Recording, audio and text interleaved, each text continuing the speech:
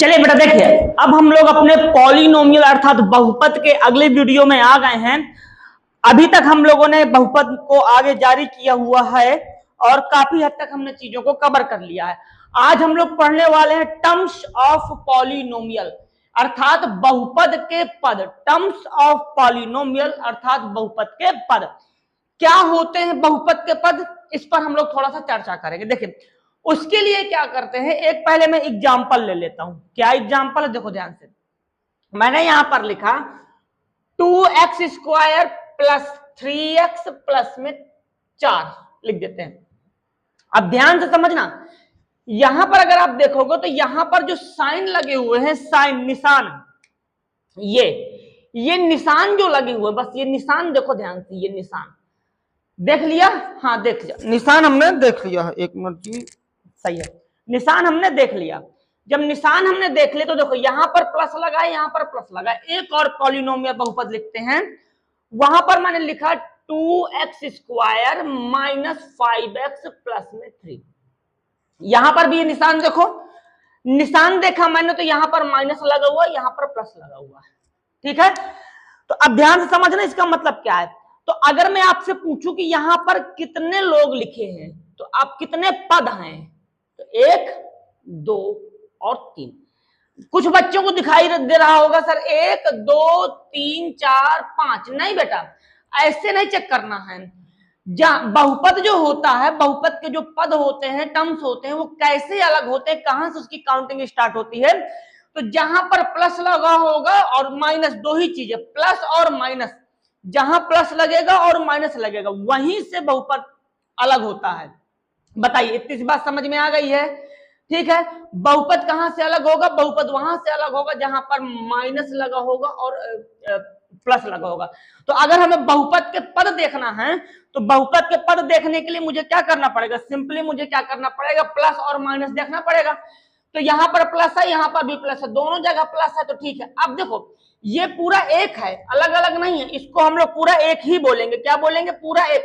तो ये मेरा पूरा एक सिंगल हो गया, ये दूसरा हो गया, तीसरा हो गया।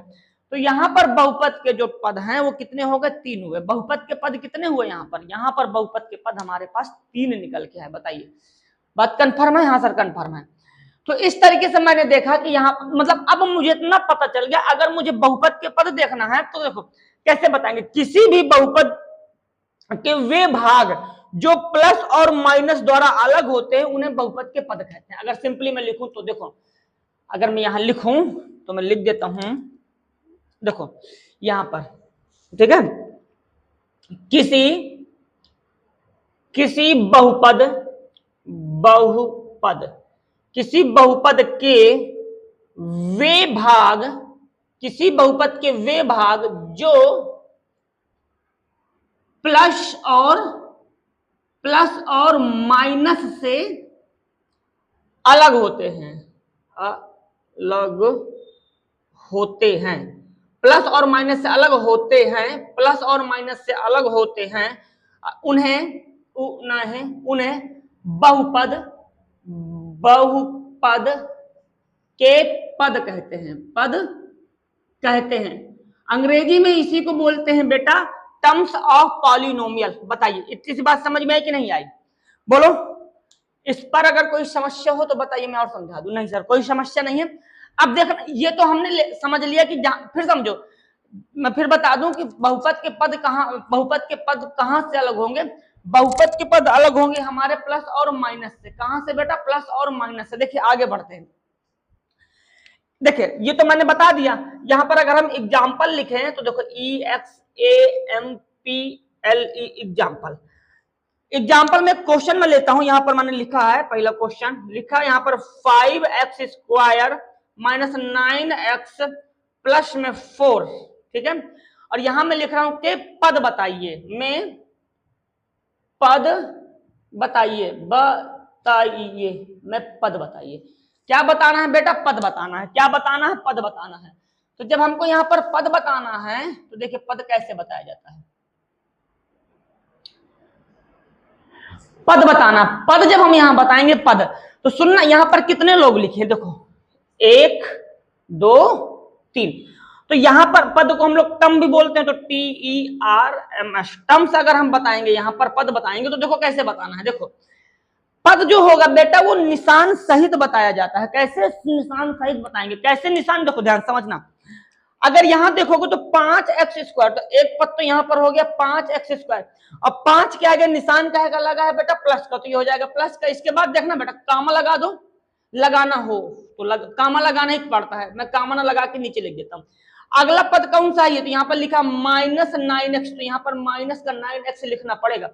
अगला कौन सा है बेटा, ये 4 है। अब ये कौन सा पद है, देखो इसमें भी वेरिएबल, इसमें भी वेरिएबल, तो इसको चर पद बोलेंगे, इसको चर पद बोलेंगे, इसको अचर पद बोल देंगे। तो मुझे लगता है इतनी सी बात समझ में आ गई होगी कि हम लोग किसी भी पॉलिनोमियल में पद कैसे निकालेंगे, किसी भी पॉलिनोमियल में हम लोग पद कैसे निकालेंगे। एक एग्जांपल और करते हैं।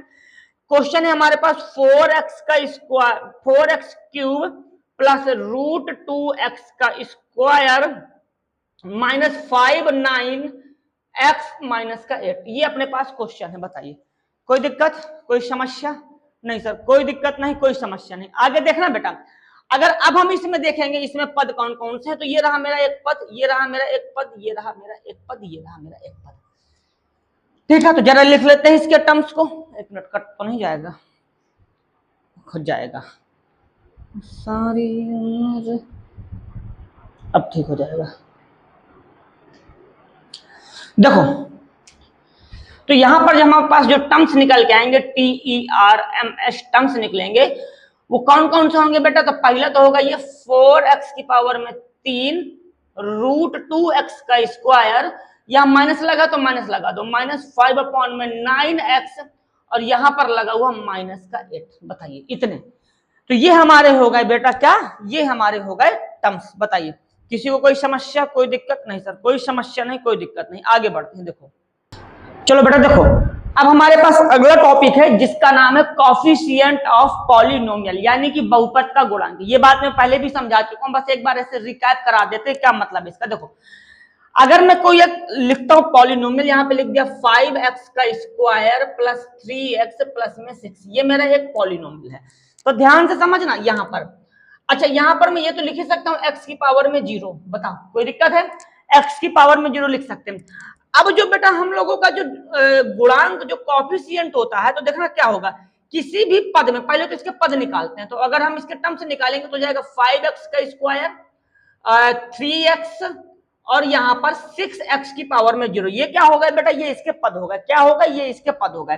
तो ध्यान से समझना, किसी पद में चर, किसी पद में, किसी भी पद में चर के आगे जो लिखा रहता है, चर के साथ जो आगे संख्या लिखी रहती है, इसी को हम लोग उसका गुणांक बोलते हैं। बताइए अगर ना आया हो समझ में तो मैं और बता दूं, बोलिए कंफर्म है? हाँ सर कंफर्म है। देखो तो इतनी बात आपको समझ में आ गई है। हाँ तो देखना इसके, अच्छा हाँ यहाँ पर हमारा कॉफिशिएंट कौन हो, तो ये कॉफिशिएंट यानी कि हमारा जो गुणांक हो जाएगा, गुणांक हमारा यहाँ पर होगा ये 5, ये 3, ये 6, इन्हीं को हम लोग क्या बोलेंगे, इन्हीं को हम लोग गुणांक बोलते हैं। बात कंफर्म है, गुणांक समझ में आया? हाँ सर ठीक है, क्लियर है चीजें। अब आगे देखना बेटा, थोड़ा सा और इसको पकड़ के चलते हैं। अब इसको मैं इरेज कर देता हूं, ठीक है, इरेज।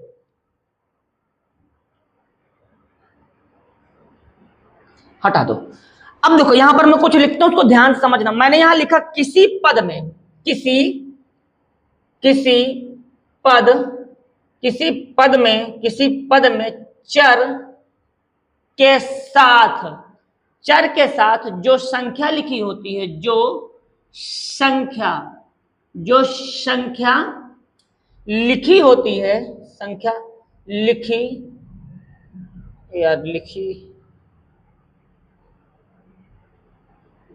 के साथ जो संख्या होती है, जो संख्या होती है, किसी भी पद में चर के साथ जो संख्या होती है,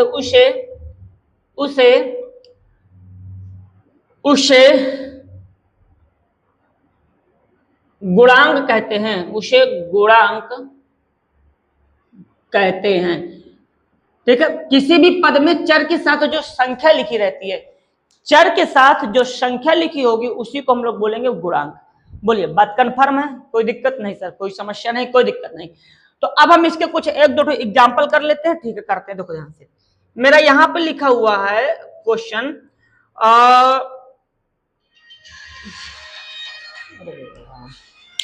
गलत टाइम पर फोन। चलो देखो यहाँ पर मैंने बहुत सारे क्वेश्चन लिए हैं जिसमें हमको गुणांक निकालना, कोएफिशिएंट निकालना। पहला क्वेश्चन देखो, इसमें क्या लिखा हुआ है कि x माइनस एक्स की power cube, x minus x की पावर में 3 में x की पावर 3 का गुणांक। अगर आप देखोगे तो यहाँ पर देखना, बहुत ध्यान से समझना। अगर मैं इसकी बात करता हूं तो मैंने यहाँ पर पहले इसका पद अलग किया, तो पद जब मैं अलग करूंगा तो माइनस एक्स की पावर 3 बनेगा। हाँ सर, अब इसके आगे क्या लिखा है, माइनस। तो अगर यहाँ पर माइनस लिखा है, इसका मतलब ये होगा यहाँ पर -1 लिखा हुआ है, यही इसका गुणांक हो जाएगा। x की पावर 3 में गुणांक क्या बनेगा बेटा, गुणांक मेरा -1 बनेगा। अगर मैं यहां देखूं एक्स स्क्वायर का गुणांक पूछा, जिसका गुणांक पूछे उसको बंद कर लो, बाकी जो दिखाई दे वो लिख लो। तो यहाँ पर क्या है बेटा, यहाँ पर है मेरा वाई स्क्वायर और आगे प्लस का निशान लगा, तो आप लगा भी सकते हो, नहीं भी लगा सकते। ठीक है, तो y के आगे क्या लिखा है, तो y के आगे तो कुछ नहीं लिखा, और जब y के आगे कुछ नहीं लिखा होगा तो वहां पर हम लोग क्या मानेंगे, वहां पर हम लोग 1 मानते हैं। तो इसका जो मेरा कोएफिशिएंट निकलेगा, इसका कोएफिशिएंट मेरा क्या निकलेगा बेटा, 1 निकलेगा, अर्थात प्लस का 1। अब आगे देखना, यहां पर लिखा है मैं एक्स क्यूब का गुणांक, जब एक्स क्यूब का गुणांक पूछ रहा है, यहां पर अब कोई ये बेटा, इसमें केवल एक ही पद है, 2 पद तो है नहीं। तो इसमें जब एक पद है तो यहां से जब हम निकालेंगे तो देखो, तो ये x की पावर 3 के आगे देखो 7x की पावर 3, तो इसके आगे देखेंगे तो 7 निकलेगा, तो यहाँ पर 7 लिख देंगे। बताइए कंफर्म है? हाँ सर कंफर्म है। तो अब मैं ऊपर का इरेज करता हूं, ठीक है, फिर बाकी बातें करते हैं। देखो अगर अभी भी कोई कंफ्यूजन हो तो बता सकते हो, अगर किसी को कुछ पूछना है। नहीं सर नहीं पूछना, ओके। चलिए तो इसको टाटा बाय बाय करते हैं।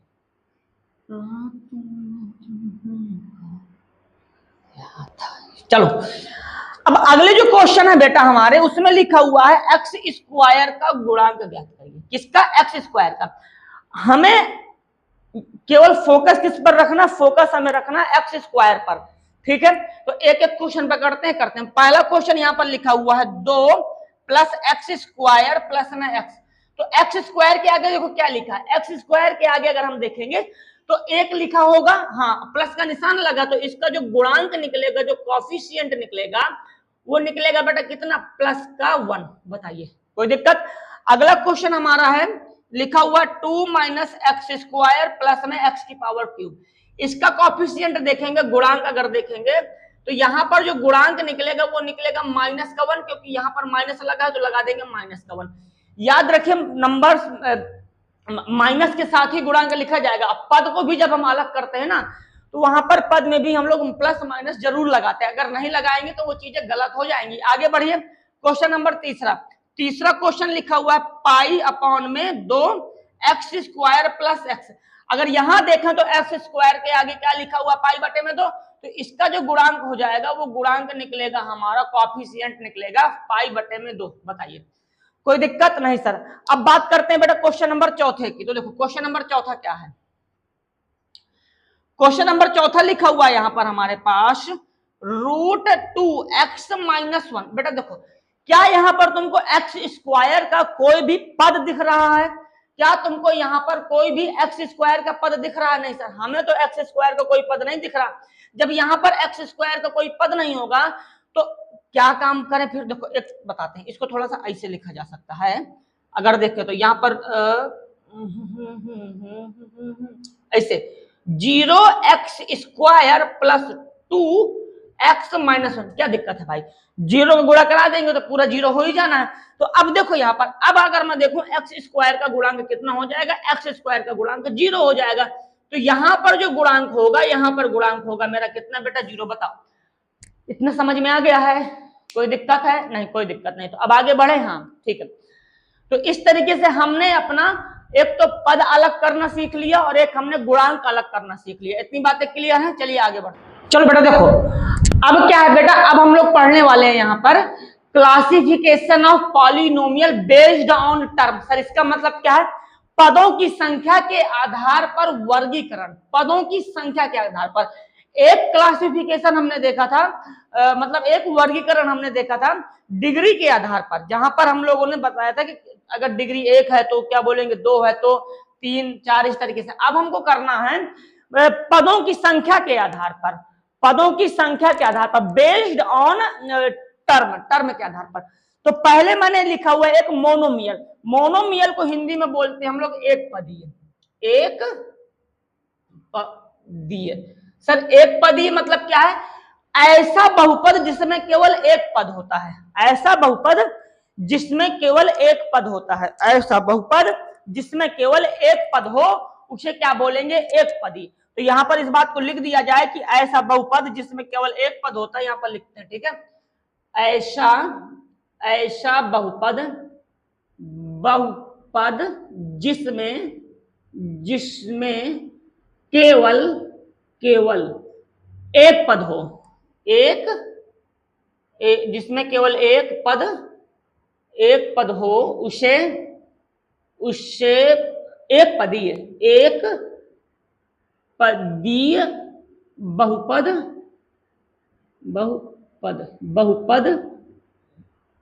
कहते हैं, एक पदी बहुपद कहते हैं। बात समझ में आ गई? जिसमें केवल एक पद हो उसे क्या बोलेंगे? एक पदी बहुपद। ध्यान समझना।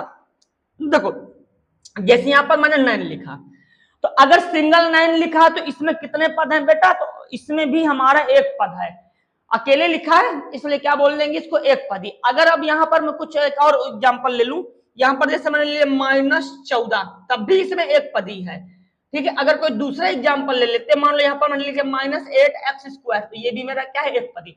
तो मुझे लगता है एक पदी अब आपको समझ में आ गया होगा कि ऐसा बहुपद जिसमें केवल एक पद होता है उसे क्या कहते हैं? एक पदी। कन्फर्म है?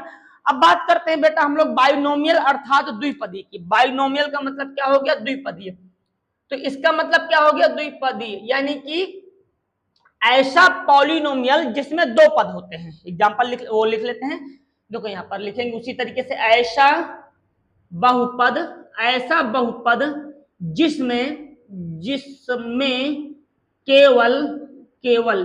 केवल एक पद होता है, जिसमें केवल एक पद होता है, उसे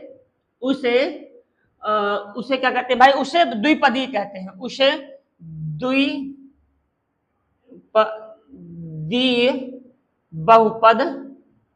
द्विपदी बहुपद कहते हैं। बताइए कंफर्म है बात? हाँ।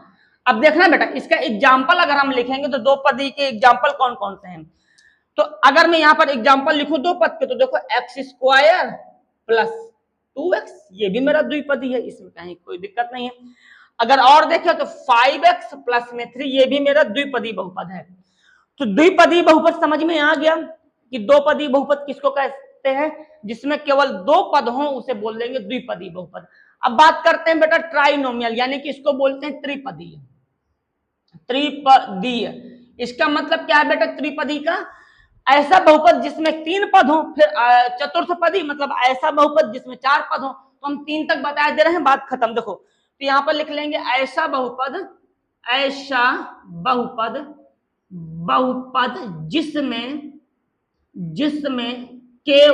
जिसमें केवल कितने पद हो? 3, जिसमें केवल 3 पद होते हैं, उसे त्रिपदीय बहुपद कहते हैं। त्रिपदी बहुपद कहते हैं। बताइए बात समझ में आ गई? त्रिपदी बहुपद का मतलब क्या हो गया? जिसमें 3 पद हो उसे बोलेंगे त्रिपदी बहुपद, जिसमें 3 पद हो उसे क्या बोलेंगे? त्रिपदी बहुपद। अब हम लोग त्रिपदी बहुपद का एग्जाम्पल देखेंगे। देखिए त्रिपदी बहुपद का अगर मैं एग्जाम्पल लिखूं यहां पर, तो बहुत सारे एग्जाम्पल होते हैं बेटा, EXAMPLE एग्जाम्पल में। पहला तो हो गया x की पावर में 2 + 2x + 5। अब देखना यहाँ पर एक पद, यहाँ पर 2 पद, यहाँ पर 3 पद, तो इसको बोलेंगे त्रिपदी बहुपद। बताइए कंफर्म है? तो इस तरीके से हम लोगों ने क्लासिफिकेशन देख लिया, किसके आधार पर बेटा? पदों के आधार पर, टर्म्स के आधार पर। बताइए अब हम लोग करेंगे कुछ क्वेश्चंस की प्रैक्टिस, इसके बाद फिर आगे बढ़ेंगे। चलो बेटा देखो हमने यहां पर 2 क्वेश्चन लिखे हैं, ठीक है? लिखा हुआ है एक उदाहरण बताइए जिसकी डिग्री 35 हो और द्विपदी हो। तो देखिए एक हमको यहां पर उदाहरण बताना है, ठीक है?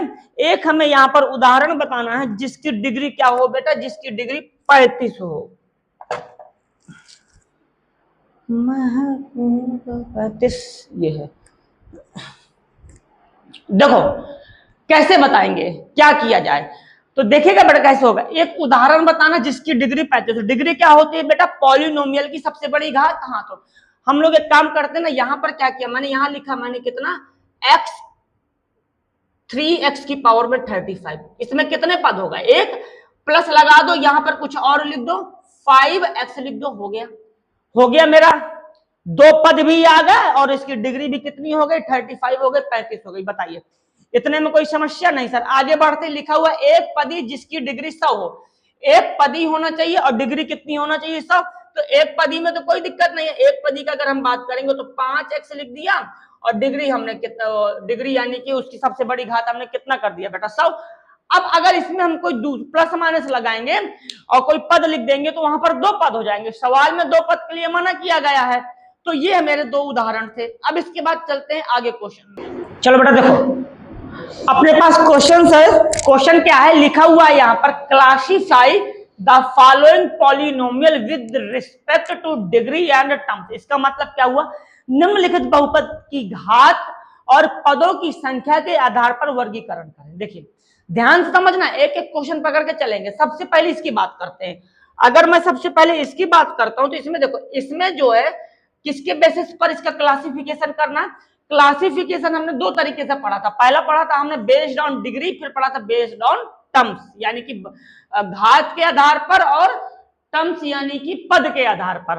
तो अगर हम देखेंगे इसको, पहले यहाँ पे मैं लिख देता हूं, जैसे थोड़ा सा बाहर निकाल लेते हैं। यहाँ पर लिख देंगे एक्स स्क्वायर प्लस में एक्स। तो अगर यहां मैं देखूंगा, तो अगर मैं देखूं इसको बेटा टर्म्स के आधार पर, पद के आधार पर, टर्म्स के आधार पर, TERM यानी कि पद के आधार पर। तो ये पद के आधार पर अगर होगा बेटा, तो यहाँ पर एक और दो, दो पद हैं, तो दो पद वाले को हम लोग बोलते हैं द्विपदी। बोले बेटा, बात समझ में आ गई? और इसको बोलते हैं क्वाड्रिलेटरल। एक मिनट नीचे लिख देते हैं।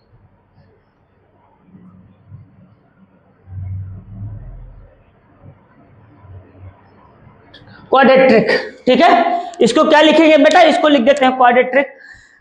अब आगे देखिए, जिसमें बेटा क्वाड्रेट्रिक, अरे यार नहीं भाई, क्वाड्रेट्रिक कहां से हो जाएगा? जिसमें दो पद है तो उसे बाइनोमियल बोलेंगे बेटा। इसमें मैंने थोड़ा सा गलत लिख दिया है जल्दबाजी में। ये यहाँ पर क्वाड्रेट्रिक नहीं होगा। जिसमें दो पद होते हैं उसे बोलते हैं हम लोग बाइनोमियल। और हाँ, घात के आधार पर देखेंगे, क्योंकि एक मिनट जो पहले मैं लिख देता हूँ। अब मैं यहाँ पर लिखता हूँ बेटा, किसके आधार पर बेटा? पद के आधार पर होगा द्विपदी। अब हम लोग लिखेंगे घात के आधार पर, अर्थात डिग्री के आधार पर। घात डिग्री के आधार पर। डिग्री अगर हम देखेंगे इसकी डिग्री, तो डिग्री कितनी है बेटा? इसकी डिग्री अगर हम देखेंगे तो यहाँ पर डिग्री मेरी मिल जाएगी कितनी? 2। तो डिग्री मेरी 2, और जिस पर 2 डिग्री होती है उसे हम लोग बोलते हैं कितना बेटा? उसे बोलते हैं हम लोग यहाँ पर, यार जिसमें 2 डिग्री होती है उसे क्या बोलते हैं? क्वाड्रेट्रिक, द्विपदीय, द्विघातीय। हाँ, द्विघातीय, द्विघातीय, द्विघातीय। इसको अंग्रेजी में बोलते हैं क्वाड्रेट्रिक, इसको बोलते हैं हम लोग बाइनोमियल। बोलिए, बात कंफर्म है? इसको क्या बोलेंगे? क्वाड्रेट्रिक। इसको क्या बोलेंगे? बाइनोमियल। क्लियर है? कोई दिक्कत नहीं सर? कोई, तो आगे बढ़े। हाँ ठीक है। देखो, तो इसको क्या बोलेंगे बेटा? घात के आधार पर इसको हम लोग बोलेंगे क्वाड्रेट्रिक। तो यहाँ पर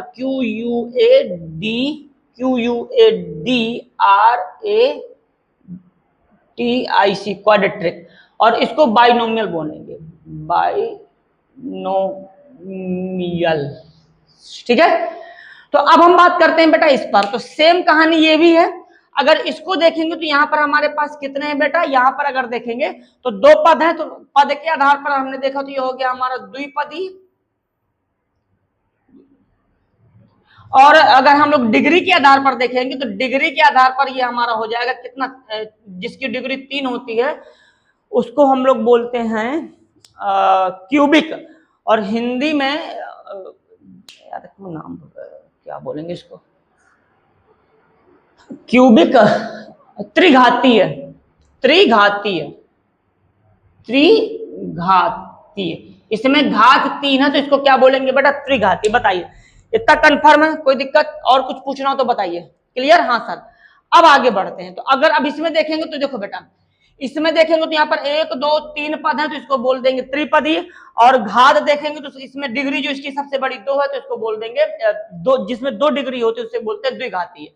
और यहाँ पर क्या है बेटा, यहाँ पर 2 पद है, हाँ तो 2 पद, तो पद के आधार पर बोल देंगे कितना बेटा, इसको बोलेंगे हम लोग जो है 2 पदी। और उसके आधार पर बोलेंगे जिसमें एक घात लगी होती है उसको बोलते हैं रैखिक। जिसमें एक घात लगी होती है उसे क्या बोलेंगे बेटा, उसे बोलेंगे हम लोग रैखिक। आगे बढ़े, हाँ चलिए देखो अब एक लास्ट और बचा है। तो अगर इसको देखते हैं तो अगर पद के आधार पर देखेंगे हम लोग, पद के आधार पर, तो इसमें एक पद है हाँ, और इसमें इसकी सबसे बड़ी डिग्री, जो डिग्री होगी वो कितनी होगी, डिग्री इसकी हो जाएगी 1। तो ये हो जाएगा हमारा लीनियर अर्थात रैखिक। बताइए कंफर्म है, कोई दिक्कत नहीं सर, कोई दिक्कत नहीं है। तो इस तरीके से हम लोगों ने डिग्री और पदों के आधार पर क्लासिफिकेशन देख लिया, ठीक है। तो अब बढ़ते हैं हम लोग आगे, इसको और आगे बढ़ाते हैं, कंटिन्यूटी।